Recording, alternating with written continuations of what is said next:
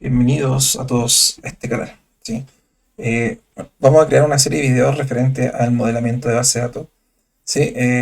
Principalmente utilizaremos las herramientas de Oracle para poder modelar y realizar el modelo entidad-relación, el modelo entidad-relación extendido, el modelo físico o modelo relacional.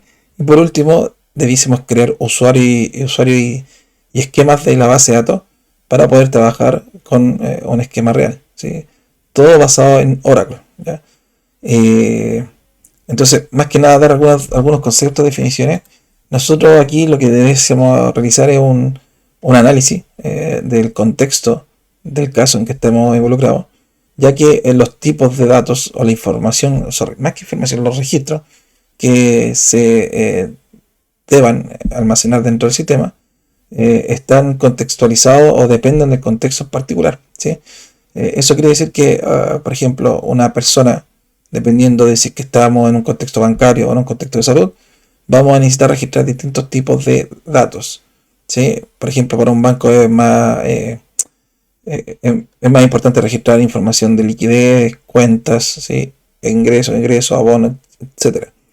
En el área de la salud debiésemos registrar la información médica de la persona. Entonces, todo depende del contexto en que estemos nosotros desarrollando nuestra aplicación. Sí, y también podemos hacer ciertas validaciones con los usuarios finales o con las personas que estén involucradas en el proyecto propiamente tal, ¿ya? Y eso más que nada como para, entre comillas, definir. Nosotros vamos a hacer aquí un análisis. Este análisis se llama abstracción de los datos, ¿ya? Como les digo, es la capacidad de poder determinar cuáles son los tipos de datos que vamos a utilizar en nuestro modelo que vamos a construir, ¿ya?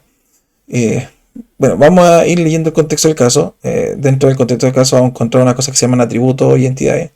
Principalmente las entidades son objetos, ¿cómo se llama? Tangibles o intangibles, que existen, entre comillas, y estos objetos tangibles e intangibles tienen ciertas características. Y por lo general nosotros almacenamos esas características que vendrían siendo datos, ¿sí? Como podría ser el teléfono, el nombre de la persona, el RUN de la persona, entre otros, ¿sí? Y vamos a leer el contexto, como les digo, vamos a ver cuáles son las entidades. Las entidades vendrían siendo como el objeto y sus características son los registros que se van a almacenar, ¿ya? Vamos a entonces leer el contexto de este sistema que están solicitando. Dicen que el sistema se llama Préstamo de Libros, SPL. La Biblioteca de Lectura para Todos desea implementar un sistema automatizado de préstamos de libros que permita gestionar su inventario, el registro de usuarios, el control de préstamos y devoluciones de los libros. El sistema debe asegurar que los usuarios puedan consultar el catálogo de libros disponible, realizar reserva de libros, gestionar fecha de préstamo y devolución de los mismos. Además de ofrecer a los administradores de la biblioteca la posibilidad de registrar nuevos usuarios, añadir libros al catálogo y gestionar los préstamos vigentes, ¿ya? Dentro de ese contexto ya podemos quizás determinar algunos tipos de entidades, ¿sí? Vamos a seguir leyendo los otros párrafos y vamos a ir marcando con amarillo las posibles entidades en base a las características que se le den de esas entidades, ¿sí? Entonces, por ejemplo, aquí dice, los usuarios pueden registrarse en el sistema proporcionando su información personal como nombres. O sea, usuario ya podría ser una entidad y nombres podría ser un atributo o una característica principal de usuario. De hecho, nos dice que apellido, que tienen apellido, segundo nombre, sobre segundo apellido, dirección, comuna, región, correo electrónico, teléfono y RUN. Todos estos son los atributos, ¿ya? En este sistema, por lo que se puede apreciar, no se tiene considerado un nombre de usuario, ¿ya? O sea, los usuarios van a ingresar con el RUN. El RUN podría ser un identificador único de cada uno de los registros que almacenemos, ¿sí? Siempre hay que tener o hay que identificar un valor único o un identificador único, ¿sí?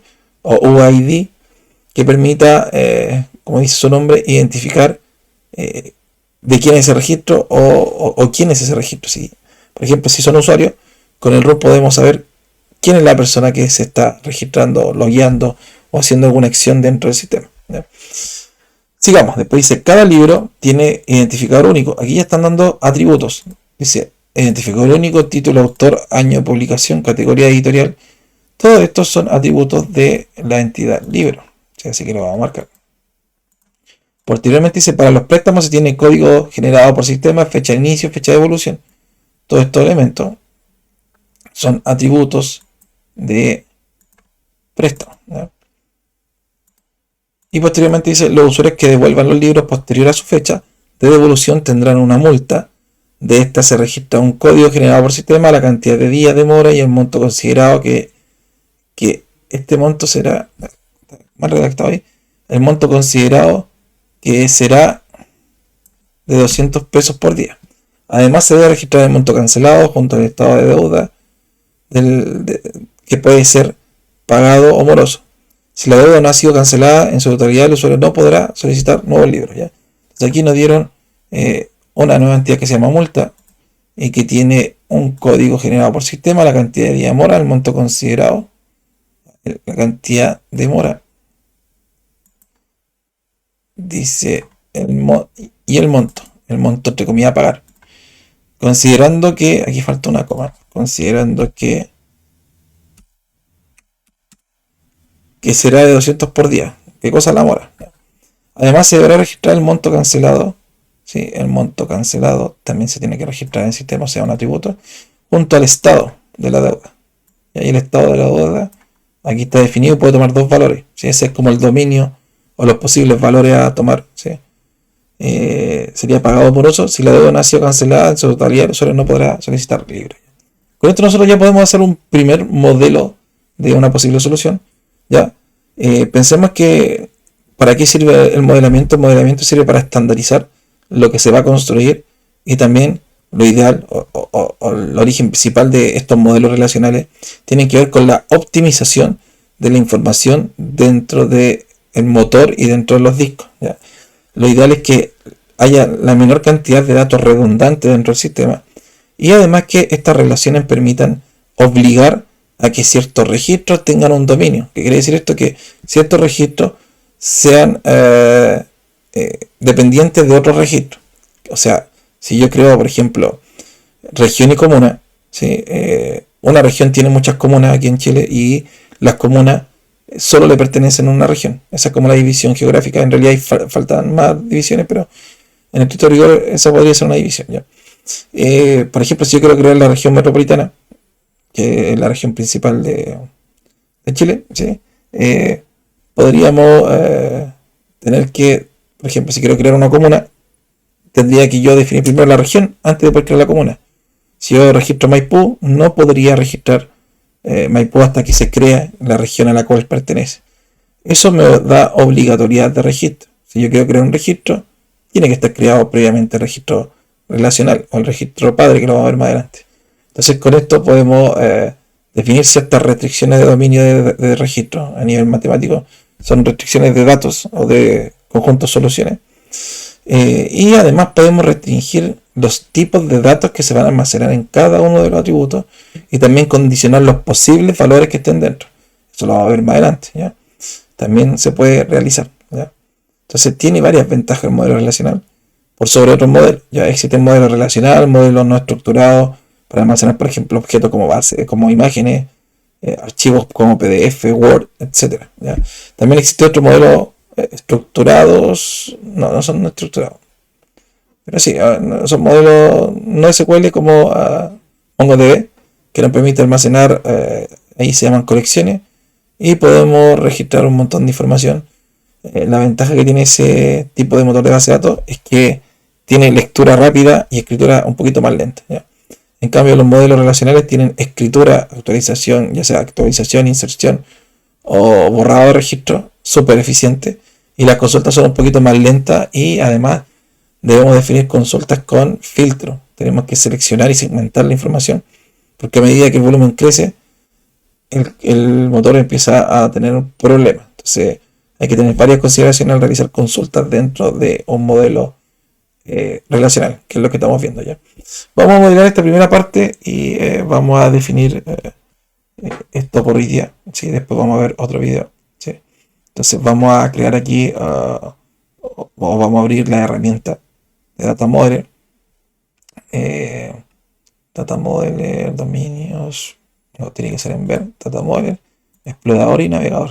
Eso hay que abrir, ¿sí? El explorador y el navegador. Aquí se abrió. Entonces aquí yo puedo crear un modelo lógico. Voy a colocar mostrar. Y vamos a crear aquí un modelo lógico. Vamos a crear una entidad. Esto es para crear una nueva entidad. Presionamos clic y presionamos clic acá. Vamos a crear la entidad que definimos, se llamaba usuario. Ya. Por norma, la entidad lo ideal es que esté en mayúscula. ¿Ya? Sí, en realidad esa es por normativa que vamos a hacer en este curso, pero debe estar en mayúscula y en singular. ¿Ya? En inglés creo que es todo lo contrario, ¿ya? Pero por lo general en español se define en mayúscula singular. Y dentro se colocan los atributos. Para colocar los atributos colocamos doble clic acá, colocamos atributos y definimos los atributos que están acá. Dice que el usuario tiene un listado de atributos que son nombres, primer apellido, vamos a ir agregándolo. ¿Ya? Entonces vamos a colocar aquí nombres, los atributos deben estar en minúscula. No le vamos a definir tipo de datos, más adelante vamos a colocar tipo de datos, ahora no, vamos a colocar solo dominio así. Entonces tenemos nombres, dijimos que iba a ser obligatorio, así que aquí podemos colocar obligatorio. ¿Sí? Ya, después viene primer apellido. Ideal colocar en vez de espacio guiones bajos. ¿Ya? Primer apellido colocamos obligatorio. Segundo apellido. No le puse. No se me escribió, no sé por qué. Primer apellido. Vamos a colocar el segundo apellido que dice que es opcional. Así que no vamos a marcar eso obligatorio. Segundo apellido.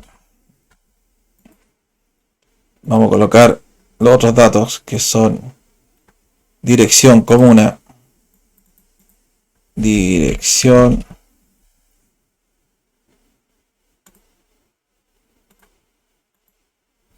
comuna.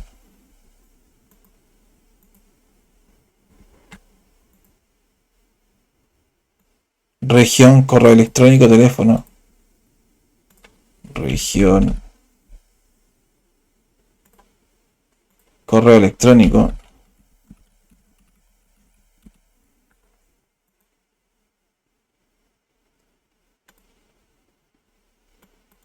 Teléfono.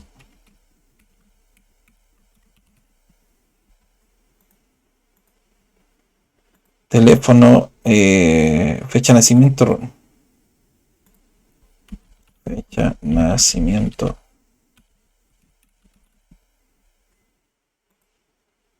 Y RUN.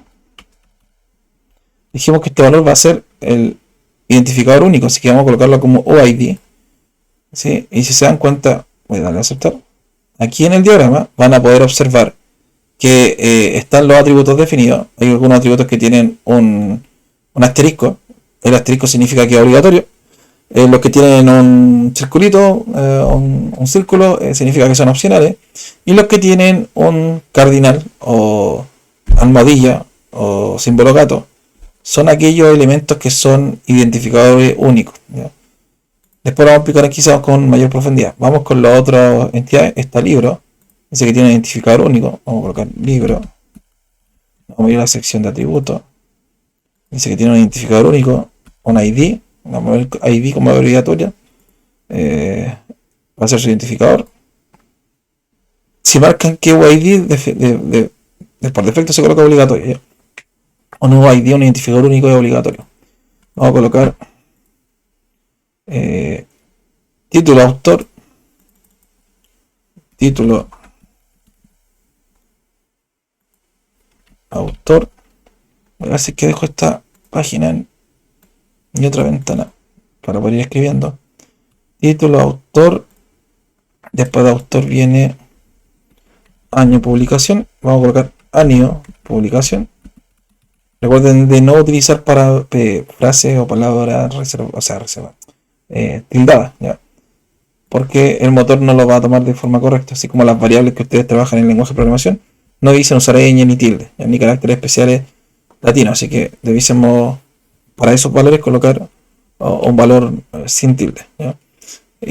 Vamos a colocar categoría y por último editorial, ¿ya? Editorial. Entonces no debiesen tampoco agregar nombres con espacio en blanco, ¿sí? Colocar guiones bajos y en minúsculo.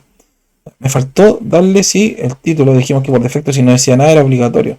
Entonces todo esto va a ser obligatorio porque no dice si es que es opcional. Esto por lo general se verifica contra la fuente real, que es un usuario final. ¿Ya? Continuemos. Nos queda... me falta editorial también, obligatorio. Nos quedan dos entidades más. De hecho, tres o dos. No, dos. Préstamo y multa.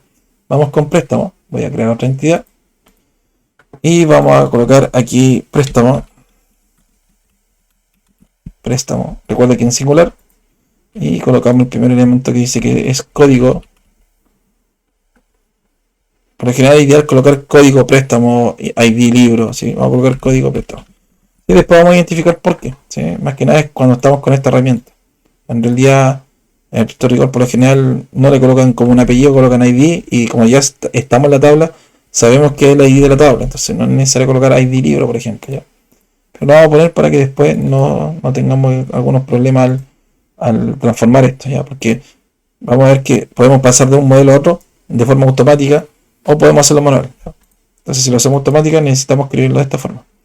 Vamos a colocar fecha de inicio y fecha de evolución. Sin tilde. Ya. Nos queda una última entidad. Me falta colocar obligatorio este campo. Ya. Aquí creo que me faltó colocar, entre comillas, opcionalidad, ¿ya? Porque cuando tú vas a registrar el préstamo, sí tiene que haber una fecha de inicio, pero en ese momento no necesariamente vamos a tener la fecha de devolución. Así que esto debe ser opcional, ¿ya? Porque después lo vamos a editar y lo vamos a dejar con un valor en particular. Pero cuando insertamos la primera vez, cuando agregamos el registro la primera vez, la fecha de evolución debe estar en blanco, ¿sí? ¿Ya? A menos que la calculemos de forma automática. Si la calculamos de forma automática debe ser obligatorio. Ya, dejémoslo obligatorio. Si alguien pide, en ese mismo instante podemos colocar, no sé, lo pidió 7 días, calculamos la fecha de evolución y ahí debiésemos tener la fecha definida. Ya, creo que ahí sí estaría correcto, sí. Vamos a colocar la otra entidad que se llama multa. Vamos a definir los datos que nos dice, código generado por sistema. Vamos a colocar código multa, bien bajo multa. Vamos a definir los otros atributos. Esta cantidad de días mora. Vamos a colocar monto, el monto de la mora. Vamos a colocar el monto cancelado, el monto pagado. Monto pagado, le voy a colocar monto pagado para que se entienda un poquito más. Y vamos a definir el estado de la deuda. Estado de deuda. Con esto ya tenemos un modelo ya pequeño, no normalizado, un modelo entidad-relación, sin relación, ¿sí? Vamos a tener que colocar las relaciones. Miren, me equivoqué, esto es un ID, esto de aquí es obligatorio, esto es obligatorio, esto es obligatorio y esto es obligatorio. Entonces, me falta definir las relaciones, ¿ya? Entonces vamos a tratar de explicar. Las relaciones se definen por cardinalidad, ¿sí? Y si es que es obligatorio o no, ¿ya? Entonces, por ejemplo, podríamos tener una relación entre usuario y libro, ya que el usuario tiene que pedir un libro, ¿ya? Debe estar préstamo, libro y multa. Podríamos tener una relación entre usuario y préstamo y libro, y préstamo y multa, ¿ya? Eso lo vamos a ver en el siguiente video. Vamos a explicar esa información, ¿ya? Así que eso por ahora, chicos, ¿ya? Nos vemos en el siguiente video. Hasta luego.